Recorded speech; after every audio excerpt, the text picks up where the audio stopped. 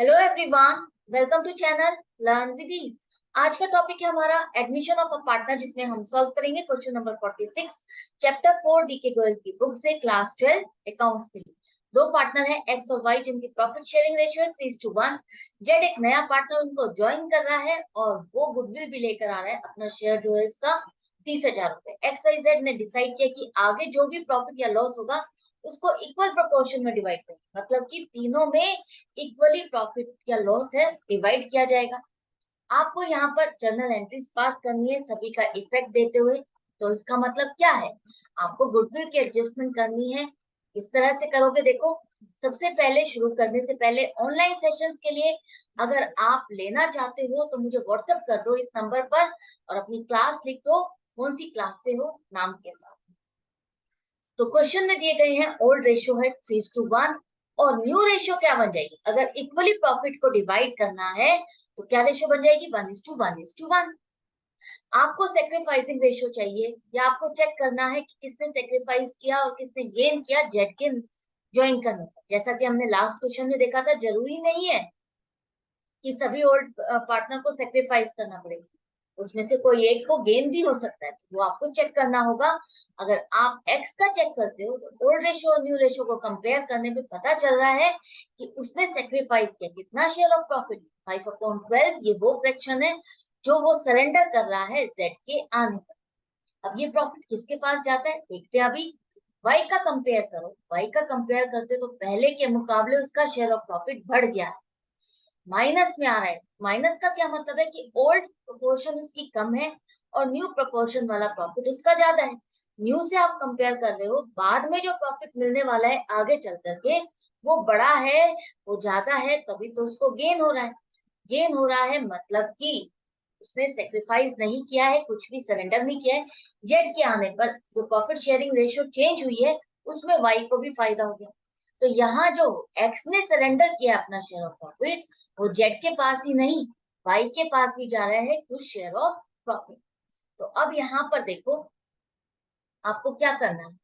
Sacrificing ratio आपको निकालने की जरूरत नहीं है, एक ही पार्टनर ने सेक्रीफाइस किया तो उसी का ही आपको पता है, उसी के अकाउंट में ही आपको क्रेडिट करना है। अब यहाँ पर जो जेड आ रहा है वो तो अपनी गुडविल लेकर आ रहा है 30,000, लेकिन जो वाई है उसको भी तो गेन हो रहा है।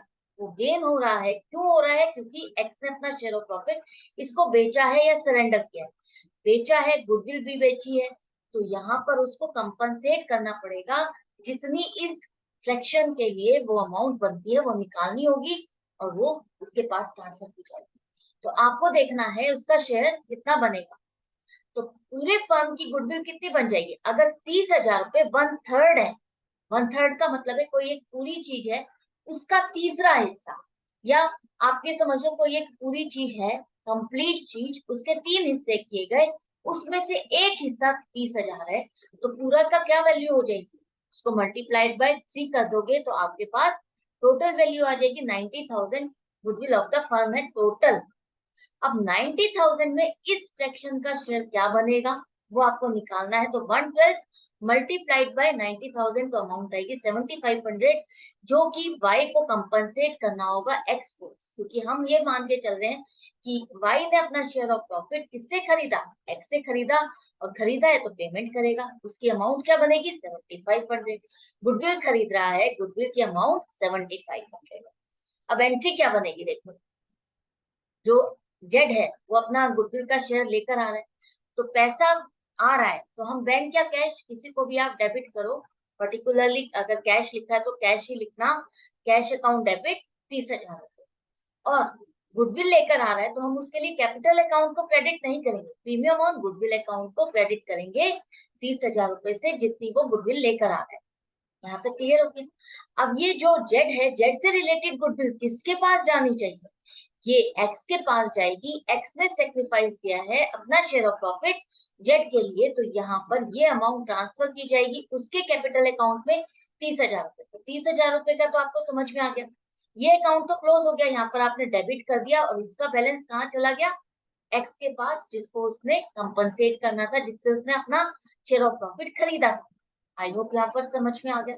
इसी तरह से वाई, वाई का जो शेयर ऑफ प्रॉफिट जो उसने खरीदा है, गुडविल में जो बनता है, जो कि उसको लाना था, वो लेकर नहीं आया है, तो हम उसके लिए क्या करेंगे, उसके कैपिटल अकाउंट को ही डेबिट करेंगे। उसके कैपिटल अकाउंट को डेबिट कर देंगे उतनी ही अमाउंट से जितना गुडविल का शेयर उसका बनता है।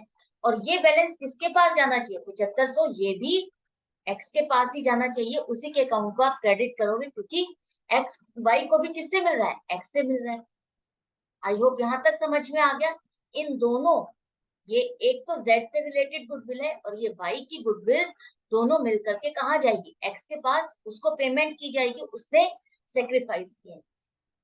जेड ने तो पेमेंट कर दी है, उसकी गुडविल आ गई, लेकिन वाई की पेमेंट नहीं आई, तो आप उसके लिए उसके कैपिटल अकाउंट को डेबिट करो।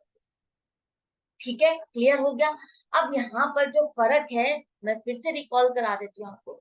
अगर कोई नया पार्टनर, उसका गुडविल का शेयर जो बनता है, और वो जितना शेयर बनता है वो पूरा शेयर नहीं लाता, या पूरे में से थोड़ा पार्ट नहीं लेकर आता, तो हम उसके लिए क्या करते हैं, उसके करंट अकाउंट को ओपन करते हैं। उसके लाइबिलिटी को शो करने के लिए हम उसके कैपिटल को डिस्टर्ब नहीं करते, हम उसके गुडविल का शेयर जो पेंडिंग है, बैलेंस है, उससे आना है, हम उसके लिए करंट अकाउंट को डेबिट करते हैं।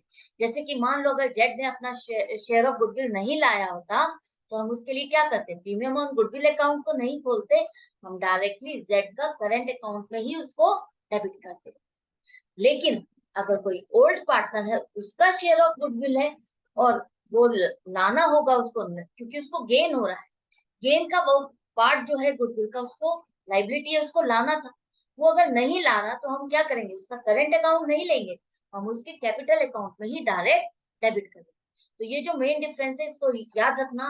नए के में आपको करंट अकाउंट खोलना है, पुराना पार्टनर है तो उसके डायरेक्ट कैपिटल अकाउंट में आपको डेबिट करना है। ये सेकंड क्वेश्चन था जिसको हमने प्रैक्टिस किया इसी तरह का। तो आई होप आपको अच्छे से समझ में आ गया होगा, एंट्रीज अच्छे से क्लियर होगी होगी, कोई कंफ्यूजन नहीं है। फिर भी है तो कमेंट सेक्शन है, वहां पर लिख करके पूछ सकते हो। Good bye and take care.